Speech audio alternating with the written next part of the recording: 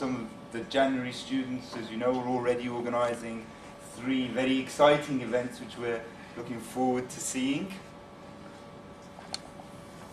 Bated breath. I'm sure they'll be great.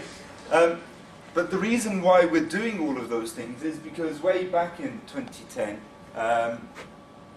with the marketing management cohort at that time, we were inspired by London 2012 to apply for the project. And the Inspired programme is essentially designed to give communities an opportunity to develop any kind of programme which they feel engages their community with sport participation, and raising awareness of what is the greatest show on earth. You may not be excited by the Olympics just yet. I think I've been excited for the last 2 years, but you're young enough to perhaps experience another one in London maybe. I know I will never see another games in London. I might go to Rio if someone wants to give me some money, but beyond that, to have the world's greatest show on earth in your city, you're so lucky as people being here at that moment in time. So we applied for the Inspired by London 2012 logo for a particular project called Through the Eyes of a Child. And I'll just very briefly explain what this was.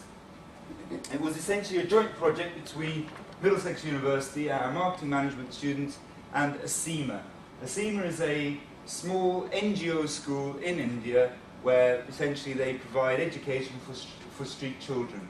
These children don't have opportunity of education in any other form, and all of the teaching is done voluntarily and done in English.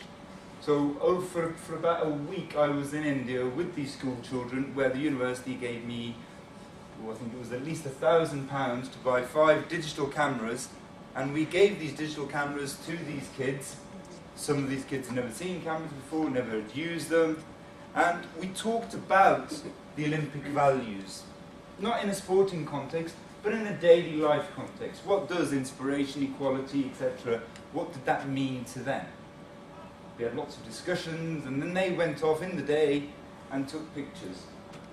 And for those of you that know me, know that I perhaps talk quite a lot when I'm with you. But when I saw these photographs, I think it's the quietest I've ever been. They were just amazing, amazing pictures of things that were happening in their daily lives. And bearing in mind where they live, in kind of slums in Bombay, which sit cheek by jowl with the most affluent people in Bombay, it was a ironic contrast in terms of what they came up with.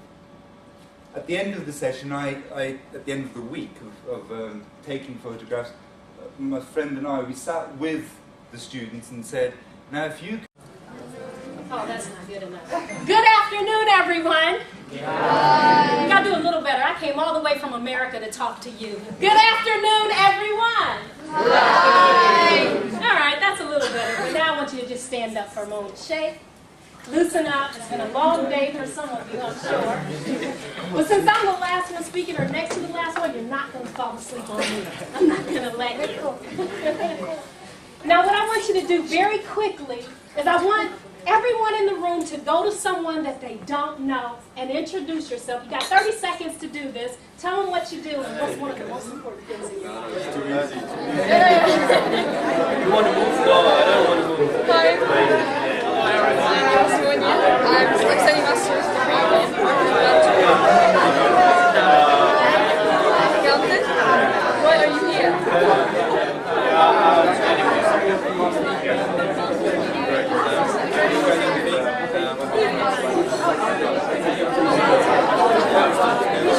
Not next year, I'm doing it now. No, yeah, because that's the one our objectives are. At least they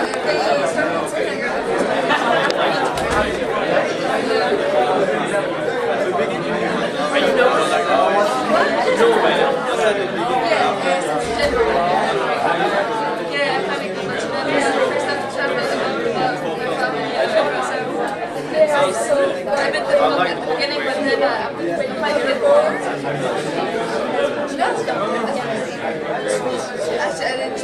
Okay, everyone.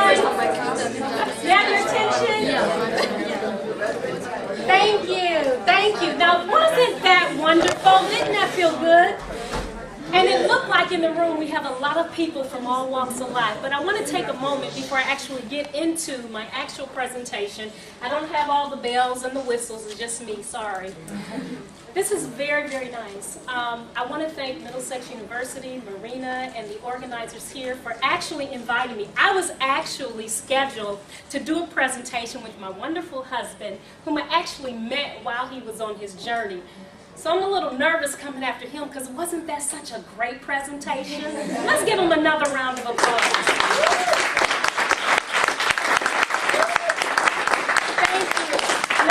This is really nice for me because I get to go back from America and say, wow, I met some wonderful people, very sporty people. That's what it looks like anyway. And I'm able to go back to America with this, with my picture and some of the other people that I met. So whoever put this together, let's give them a round of applause. Now, what's amazing is I've had the opportunity to listen to all of the presentations today that was here, of course, except I'll get to hear the closing remarks after I get done speaking. From the beginning to the end, it has been absolutely brilliant, and I went through a string of emotions as I was listening to everyone talk, and I was just about ready to bawl after Ingram got done speaking because it was such a heartfelt and passionate message. But Anish, who spoke first, I hope I'm pronouncing your name right. Am I pronouncing your name right? He said something that was really interesting to me. He said he's not very educated, and he talked about, maybe he's not doing so well in school or university. But I wanted to say to you that education comes from the etymological root of educe, which means to bring out and cultivate that which is within. I would say you have to be one of the most educated people that I have ever met. Let's give Anisha. Now, of course, Dr. Ann Elliott, I don't see her here, but I have to share this. I have been in London for almost 6 months. And since I've been here, I've been speaking. I've actually came to help with some sporty stuff. And I've been reminded over and over again that I'm middle-aged. And I'm thinking it's like, and she said that, well, I'm not saying that you have to be sexy and all that middle-aged. Well, I beg to differ. Because I think that the older we get, the better we get. What do you say about that for those who are middle-aged? Let's give it a round of applause. And then, Abdullah. Very interesting. You said something that really stuck with me. And you said, we may have lost the match, but we made a mark. And that is absolutely brilliant. Because isn't that what life is all about? You don't win them all. You don't lose them all. You go through struggles, you go through challenges, but at least when you're here, if you can just make a mark and change someone's life, wouldn't you say that's a wonderful, wonderful thing to do? Let's give Abdullah a hand.